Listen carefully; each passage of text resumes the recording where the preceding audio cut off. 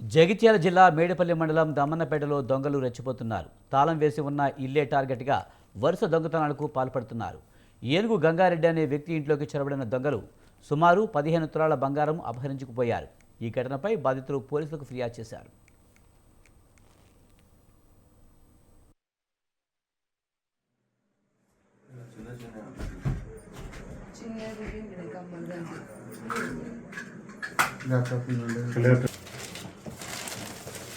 ఇక్కడ ఒక 1000 రూపాయలు ఉండేది అంతే పైసలు.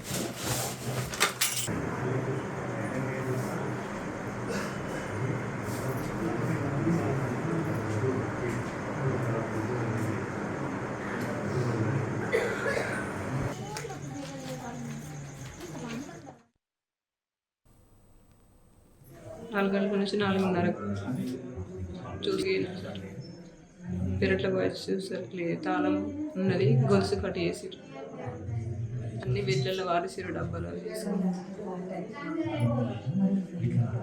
మా కోడలు ఉండే కానీ సరే మా అత్తమ్మల ఇంటికి అయింది. అన్ని వస్తువులన్నీ అక్కడ వారేసిరు, డబ్బాలు అది తీసుకుపోయారు. కాబట్టి బట్టి ఓపెన్ చేసింది.